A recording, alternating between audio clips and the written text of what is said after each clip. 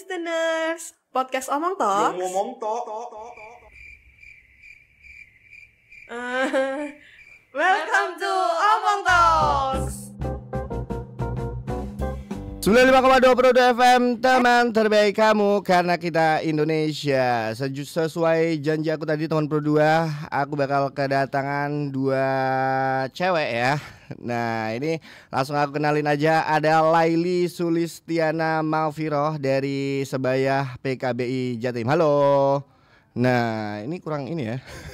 Kurang deket dikit mic-nya. Halo Kak. Nice. Ada yang satunya ada Nandika Putri Zuria Rashid nih, selaku mahasiswi BKI Uinsa. Halo. Halo Kak. Nice. Aman ya puasa? Gimana? Lancar. Lancar. Ini udah hari keberapa sih? Hari ke-18 ya? Iya 18. Dia lupa loh mendadak. Sepertinya 18. Sepertinya 18. So far lancar semua ya? Alhamdulillah.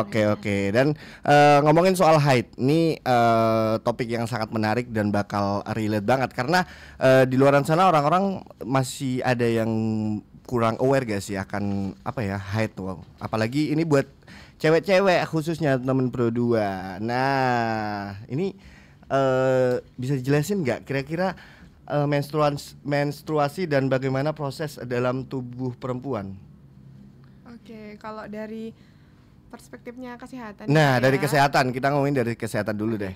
Kalau dari pengertiannya menstruasi ini kan kayak proses alami yang dialami sama setiap perempuan kan. Benar. Ya. Nah, terus ada pun kayak tahapan-tahapannya itu yang pertama itu ada fase menstruasi, di mana menstruasi itu terjadi 1 sampai 7 hari. Itu 1 sampai 7 hari itu angka yang normal. Iya, yang normal.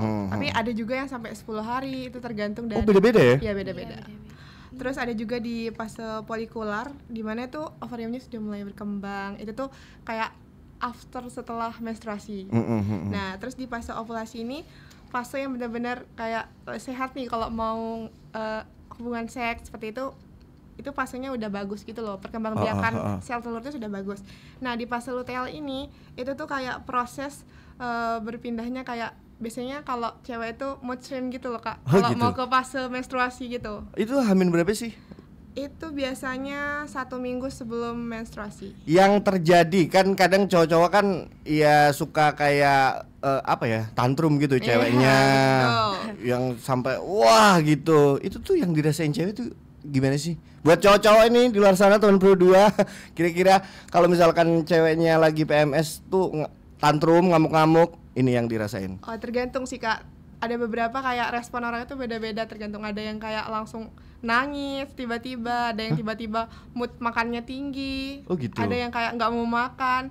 Ada juga yang sampai nanti kadang itu diinfus dulu gitu loh, baru bisa keluar menstruasinya. Hah? Iya, serius? Iya, ada yang kayak gitu. Temanku juga ada yang kayak gitu. Oh. Tergantung hormon pada masing-masing perempuan biasanya. Tapi setiap perempuan pasti ada gitu-gitunya ya? Iya, pasti. Yang dirasain apa sih? Nyeri apa gitu? Biasanya nyeri di bagian bawah pinggang atau bagian pinggang tuh bener-bener kayak dipukul gitu loh Kak, tapi beda banget pukulannya tuh kayak ngeri banget. Nggak bisa dijelasin. Nggak bisa dijelasin katanya. Iya betul. Biasanya kan ada alat tuh kayak untuk nyoba. Oh iya itu yang itu. kemarin viral ya. Iya. Itu dipakein ke cowok. Iya. Kasih sakit banget ya. Tapi biasa aja sih katanya kalau perspektif cewek. Oh iya, emang sesakit itu. Iya, sesakit itu. Terus ketika kalian di fase-fase seperti itu, cara untuk ngatasinnya gimana? Kalau dari pribadiku ya Kak, kalau dari aku kadang kayak makan makanan kesukaanku, tapi tergantung respon perempuan lagi nih Kak. Kalau misalkan responnya tuh kadang ada yang kayak tiba-tiba mood bersih-bersih, itu ada juga kayak gitu. Ada kayak gitu? Iya, ada juga yang kayak tiba-tiba mau berantakin semua nih barang-barangnya ada. Tergantung banget. moodnya. Berarti kalau lagi mens wah gitu ya? Iya, bisa aja kan. Nih, terus kenapa sih menstruasi yang sering dianggap sebagai suatu hal yang tabu dalam beberapa budaya? Mungkin karena kayak kita tuh masih kurang edukasi tentang menstruasi nih. Iya juga sih, itu juga ya. Kayak misalkan kan kita juga dari, apalagi anak pertama kali menstruasi itu kan kadang nggak dikasih edukasi nih Kak, sama orang tuanya. Kadang kayak ya udah kamu langsung pakai pembalut aja, tapi nggak dijelasin gimana tahapan-tahapannya. Itu yang buat menstruasi ini kayak hal yang baru gitu loh, kayak ya udahlah kayak gitu. Oh, jadi dari awal tuh nggak dipupuk dengan edukasi ya. Gitu. Dan apa ya?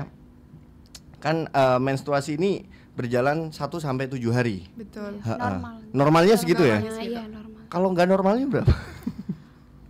Batasnya misalnya 15 hari ya Kak. 15 hari. 15 hari itu udah setelah itu dianggapnya apa? Misalkan masih keluar nih. Nah biasanya tuh kayak langsung konsultasi gitu nggak sih Kak? Kalau dari perspektif Islam, Heeh. lebih dari 15 hari itu darah istihadah. Apa itu, Mbak? Dari istihadah itu Saya tidak tahu masalah itu. jadi darah istihadah itu darah yang keluar setelah masa haid, biasanya disebut darah penyakit. Oh gitu. Jadi perlu diwaspadai kalau misal kita haid lebih dari 15 hari, itu biasa disebut darah istihadah, darah penyakit, dan perlu diperiksakan ada apa gitu. Nanti kita bicara-bicara soal menurut perspektif Islam di segmen kedua ya. Iya boleh. Boleh ya. Oke. Dan apa ya? Ketika mens atau haid, apakah boleh kayak pengen olahraga? Emang apa? Dia sebelumnya tuh sering olahraga. Nah, ketika mens apakah boleh melakukan olahraga? Boleh-boleh aja sebenarnya, tapi tergantung. Misalkan mungkin kalau yang tak baca nih Kak ya, dari beberapa jurnal tuh bilang sebenarnya boleh untuk melakukan olahraga asalkan jangan yang terlalu aktivitas berat, kayak misalkan lari Surabaya Jombang gitu. Wah, agak ini ya. Biasanya kan cewek tuh kayak nge-gym kayak gitu.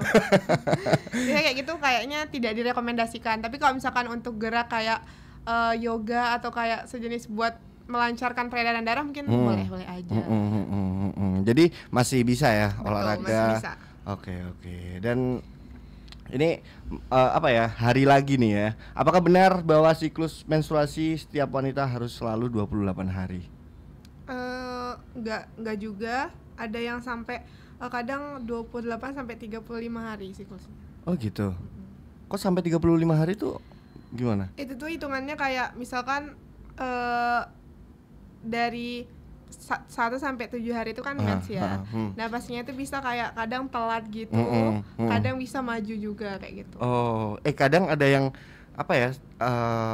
Ada tuh kayak cewek-cewek yang satu bulan kayak nggak mensnya tuh kayak Nah, 3 bulan sekali. Itu tuh kenapa sih? Itu biasanya karena beberapa faktor sih ya Kak ya. Itu karena faktor kesehatan atau bahkan stres juga bisa mengakibatkan itu. Oh, stres juga bisa ya? Bisa banget. Oh, jadi ketika stres kayak sirkulasinya nggak lancar, Bener. bisa jadi nggak mens. Bener. Ada soalnya yang nggak mens tahun. Nah itu biasanya kalau sampai bertahun-tahun, apalagi ya hitungannya 1 tahun gitu ya. Terus kita juga usianya masih muda banget, mungkin itu tuh perlu konsultasi ke dokter biasanya. Misalkan diperiksain kira-kira penyakit yang deket-deket situ apa? Bisa sampai apa ya, kanker rahim juga bisa menyebabkan itu. Jauh sekali. Oh gitu ya. Jadinya biasanya apalagi pernah juga dulu teman saya itu tuh kalau sekali haid itu bisa sampai tembus dan kayak bantal-bantal kasur-kasurnya kena, itu tuh sampai operasi pengangkatan rahim gitu. Itu tuh darahnya bener-bener banyak banget ya. Iya, jadinya harus bener-bener walaupun mensnya lancar itu tuh harus diwaspadai gitu loh, banyak darahnya gimana kayak gitu. Oh, itu juga nggak aman ya? Iya. Jadi terlalu over, Iya, yang sampai ke kasur-kasur Bener. segala macam. Oh alah. Jadi kalau misalkan udah setahun ya, hitungannya udah setahun tuh udah nggak normal ya sih? Nggak normal. 3 bulan aja nggak normal nih. Oh ya? Apalagi setahun. Paling telat berapa deh yang angka normalnya? Kayaknya kalau telat 2 bulan itu juga udah harus periksa deh kayaknya. Soalnya biasanya kalau telat itu biasanya telat mungkin 1 minggu gitu, 2 minggu. Kalau sampai 1 bulan itu biasanya kayak bertanya-tanya nih kenapa ya kayak gitu. Kira-kira mungkin moodnya lagi nggak Iya, stabil, moodnya terus lagi apa nggak lagi? Mungkin banyak tugas kuliah nih. Iya, skripsian. Iya, Oh, anak betul. skripsian nggak mens kasihan banget. Kayak gitu biasanya, sama kayak hormonnya lagi nggak baik-baik aja gitu biasanya. Oh itu ya, kira-kira ya. Terus siklus menstruasi itu apa sih? Kalau kita berbicara soal siklus menstruasi, di sini kan ada fase menstruasi, lapisan dinding rahim, terus ada fase folikular. Itu apaan? Kalau folikular nih pasca kita sudah menstruasi. Jadinya di situ tuh kayak bener-bener lagi subur lah ya bahasanya. Gitu. Bahasa gampangnya lagi subur. Oke, dan ini tuh pada hari ke-6 sampai 14 siklus menstruasi kamu gitu ya. Pokoknya hari ke-6 sampai hari ke-14. Betul. Terus fase ovulasi. Kalau fase ovulasi ini lagi kayak perkembangan ini tuh kalau bahasa Iya, kita gampangin aja di sini. Itu tuh kayak lagi baik-baiknya buat kayak hubungan seks itu udah bener-bener bisa gitu loh dibuahi kayak gitu. Oh, lebih subur lagi gitu. Betul. Oke. Kayak kalau di bahasa luteal ini kayak itu tuh mau persiapan perubahan mood dari yang nggak mens jadi menstruasi gitu. Oh gitu. Oh iya. Agak ini ya. Betul. Saya kurang relate akan ini gitu. Tapi buat teman Pro 2 juga boleh banget misalkan mau nanya-nanya atau mau dijawab gitu ya, bisa di Instagram kita di @pro2rrisb, udah aku siapin question box-nya, atau di WhatsApp juga di 08198952, atau kamu bisa telepon di 0315342353. Ini ada yang gabungan satu dari Clara Revina, katanya aku tiap haid nyeri perut, nusuk ke punggung kak, udah diminumin obat tapi tetap aja, itu gimana? Kalau dari perspektifku nih ya kak ya, itu tuh kalau udah sampai ke obat itu tuh obatnya tuh kembali lagi itu rekomendasi dari dokter atau beli sendiri? Iya, beli sendiri. Yang paling pas adalah ke dokter aja gitu. Iya, rekomendasi dokter. Karena kalau misalkan udah ke dokter di medical check up nggak sih? Betul. Oke. Ya pokoknya kalau misalkan udah ngerasa nggak wajar, ya udah ke dokter aja, konsultasi ke situ. Oke deh. Kita puterin 1-2 lagu dulu buat nemenin Pro 2. Tetap gabungan aja kalau misalkan mau nanya-nanya. Ini ada satu lagu dari Lady Gaga, Feliz Into You, teman Pro 2. Masih di Jaga Malam dan masih ditemenin juga sama, ini panggilannya siapa sih? Laili ya? Sulis. Oke, yang satunya? Panggilannya iya Bu Ustazah. Putri, Masya Allah Bu Ustazah. Karena abis ini kita ada ngomongin soal haid, tapi dari sudut pandang Islam, teman berdua. Ini udah ada Bu Ustazah yang dari tadi. Bahasa Ustazah itu Nice. Dari tadi katanya deg-degan teman berdua. Nggak tahu deg-degannya apa. Tapi aku mau nanya nih, gimana sih pandangan Islam tentang haid sebagai bagian dari fitrah wanita dan tanpa kesehatan? Jadi menurut Islam sendiri, menurut ahli fikih, terkait haid itu artinya itu darah yang keluar ketika kita tuh sedang sehat dari rahim perempuan. Jadi darah yang keluar bukan karena melahirkan atau bukan karena sakit, Kak. Dan juga ada beberapa menurut ulama juga pengertian haid itu darah yang keluar dari rahim saat seseorang perempuan tuh sudah masa usia balik. Gitu. Usia balik tuh berapa sih? Batas awal balik kira-kira? Kisaran kayak usia remaja pada umumnya nggak sih Kak? 17 gitu ya? Iya, 12-13 itu udah mulai balik usia ya? Balik. Soalnya aku sendiri haid di usia SD kok Kak, sudah. Oh iya? Iya, kelas 6. Kelas 6? Kelas 6 kan berarti aku udah umur 12 tahun. Masih segitu ya, udah haid ya? Iya, sudah haid. Bahkan sudah ada yang di bawahnya, di bawah 6. Kelas 6 SD sudah ada yang TK? sudah haid. Ya, enggak, ya makanya kita kan bertanya-tanya gitu ya teman berdua. Sekitar umur SD itu udah banyak yang haid sih, kelas 5, kelas 6. Dan kita ngomongin balik ya. Nah itu tuh tanda-tandanya awalnya apa? Kalau misalkan wanita dikatakan awal balik?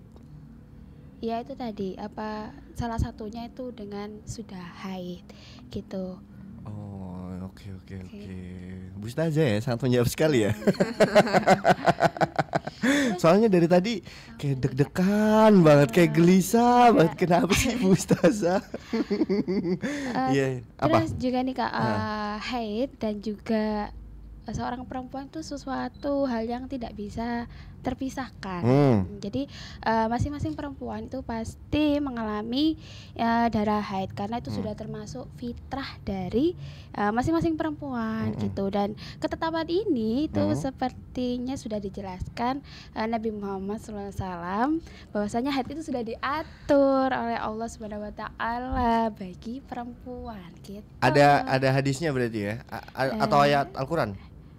Ada sih. Ada ya. Iya, pokoknya ada, udah ada ketetapan seperti itu iya, ya. Gitu. Tapi mood swing atau kayak mood yang kayak yang dijelasin kakak tadi ya, Iya. itu tuh dalam Islam wajar nggak sih? Boleh nggak sih? Boleh aja sih. Asalkan kayaknya. nggak berlebihan Nggak gitu berlebihan, ya. nggak sampai merugikan orang yang di sekitarnya gitu. Iya, dorong-dorong Nggak apa? sampai nggak sampai menyakiti atau membunuh. Astagfirullahaladzim. Membunuh. Nggak boleh ya, Masya Allah.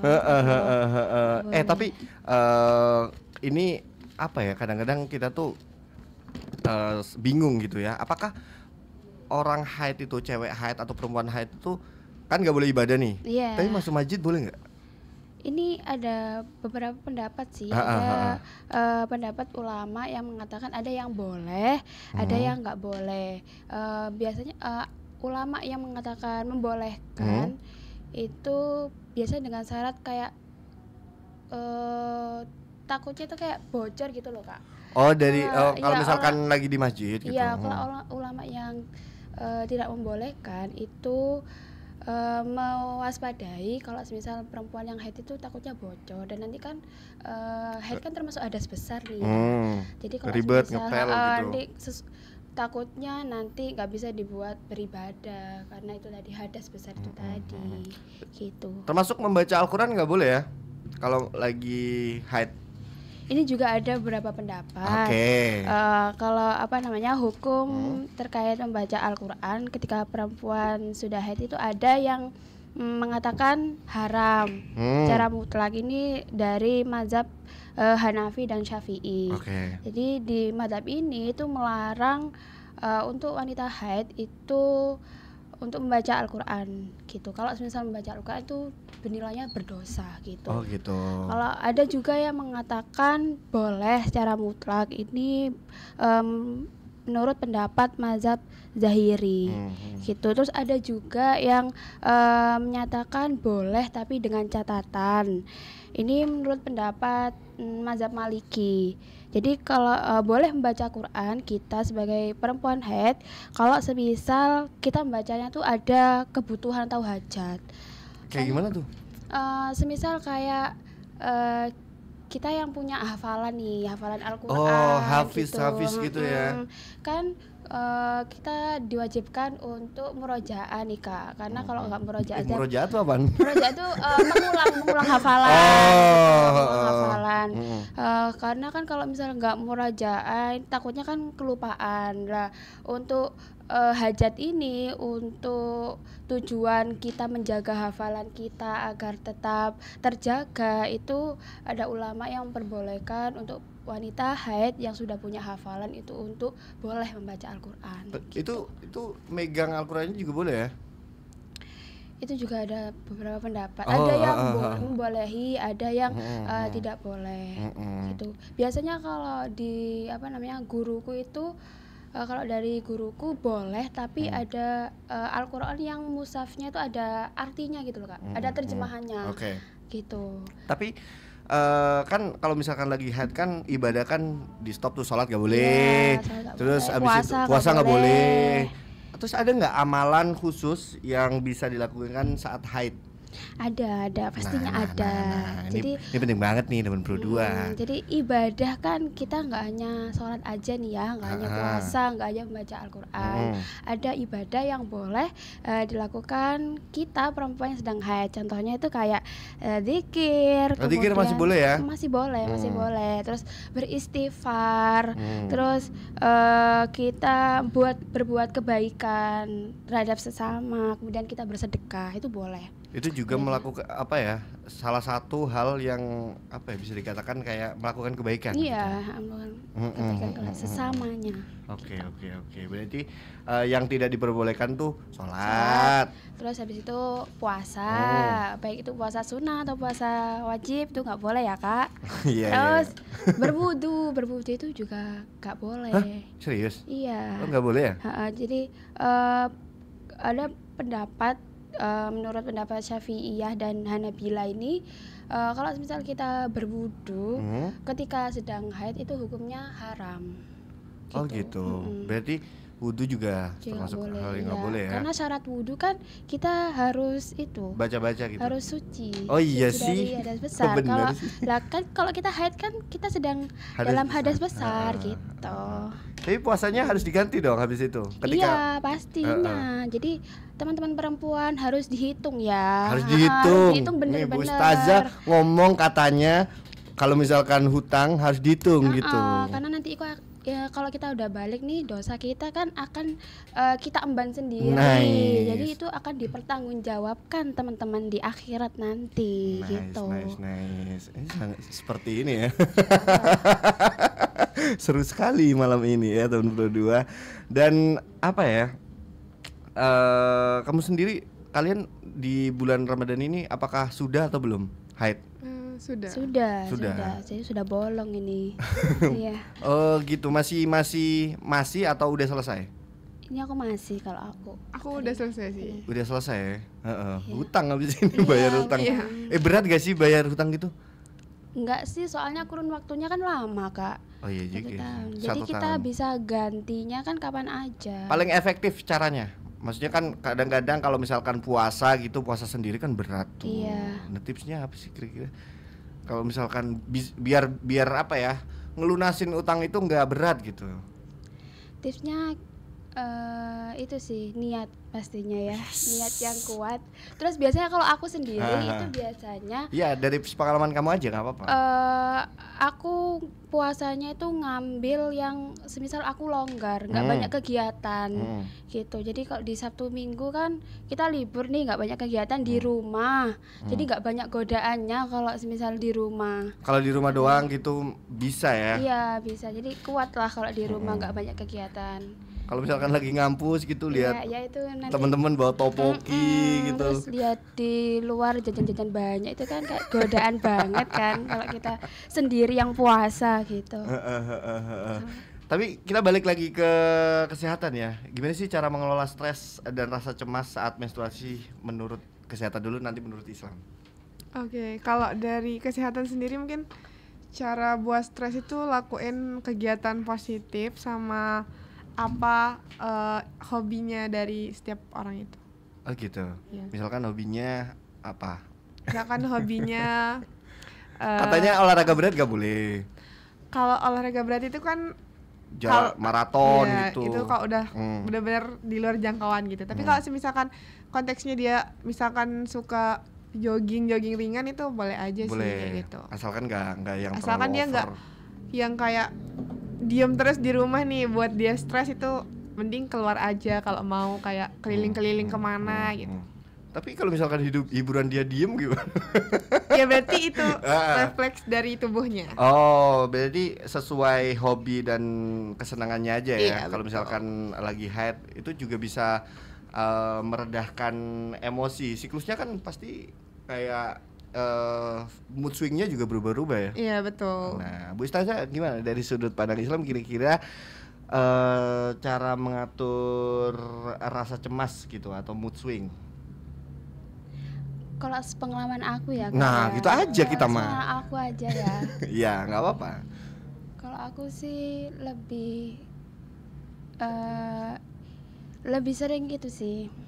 Zikir, masya Allah, tabarakallah. Iya, masya Allah, tabarakallah. Berzikir kepada Tuhan. Dan kayak kan kita boleh nih dengerin ayat-ayat Al-Quran. Oh boleh, kalau dengerin boleh. Kalau dengerin boleh.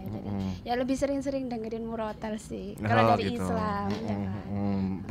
Pokoknya melakukan hal-hal positif. Kayak mendengarkan ayat suci Al-Quran, murotal, terus berzikir juga boleh banget. Boleh banget. Oke. Ya udah deh, kita puterin lagu dulu. Ini Roni Parulian banget nih, Bre. Ya udah kita puterin ada Roni Parulian tak aja ujungnya. Kita lanjut lagi teman Pro 2, masih ditemenin Bu Ustazah dan Bu Dokter gitu ya. Beban sekali gitu panggilannya. Di sesi terakhir boleh dong dikasih tips and triknya buat teman Pro 2. Silahkan Bu Dokter. Oke, kalau dari aku mungkin tips and triknya jangan lupa untuk jaga pola makan seimbang. Terus banyakin makan zat besi, habis itu yang mengkonsumsi daging, vitamin kayak gitu biar nggak cepat kelelahan. Terus habis itu olahraga ringan yang tadi dibilang jangan terlalu berat-berat kayak langsung angkat beban. Wah, langsung angkat mobil iya, gitu. betul. Dorong mobil juga. Dorong mobil. Terus habis itu jangan lupa untuk manajemen stres, kuasai stres masing-masing gimana mood kita. Habis itu jangan lupa untuk jaga kebersihan dari pembalut atau kebersihan badan juga sangat-sangat perlu, apalagi kayak pembalut itu kan misalnya dipakai sampai 3 sampai 6 jam kayak gitu. Sama yang terakhir itu catat siklus menstruasi, bisa pakai aplikasi atau bahkan hitung di kalender sendiri secara manual. Biar tahu ya, batas betul. menstruasinya sampai kapan gitu. Iya, bisa juga nanti konseling ya. Buat cek kesehatan di bisa ya? Di mana? Bisa, di PKBI, klinik PKBI Jawa Klinik Utama PKBI Jawa Timur. Nah, pelan kan bisa ya. Sosmednya ada nggak? Ada banget. di Instagramnya bisa cek Klinik Utama PKBI Jawa Timur. Itu tuh mulainya beroperasi kalau Senin sampai Jumat itu dari jam 8 sampai jam 21 tuh sampai malam tuh Kak. Terus kalau Sabtu itu dari jam 8 sampai jam 4. Kalau hari liburnya itu cuma Minggu sama ada libur nasional. Oh gitu. Aja. Selain itu bisa ya konsultasi di situ. Boleh, konsultasi tentang kesehatan reproduksi juga boleh. Oke. Dan dari sudut pandang Islam nih, tips and triknya berkegiatan saat lagi mens di bulan puasa. Kalau dari aku sih kurang lebih sama kayak Kak Sulis, tapi karena ini menurut perspektif Islam nih, jadi untuk teman-teman yang perempuan ketika haid, mari kita perbanyak doa dan dzikir gitu. Dan juga banyak-banyakin mungkin baca sholawat atau mendengarkan murotal kan itu kan diperbolehkan ya. Buat kita jadi lebih tenang gitu, jadi yang moodnya jadi lebih kalem gitu kan. Karena kan mood swing juga iya, mood swing juga. Jadi mungkin dengan mendengarkan sholawat nih yang ayem gitu kan, Masya Allah tabarakallah, jadi membuat kita jadi lebih adem, tenang gitu. Dari aku sih itu aja. Dari Ustazah siapa, Putri ya? Seperti itu teman berdua. Ya udah, thank you banget udah mampir di Jaga Malam. Dan buat teman Pro 2, di sini masih ada Jaga Malam sampai ntar jam 12 malam tentunya. Ya udah, keep stay aja di sini di Pro 2 FM, teman terbaik kamu.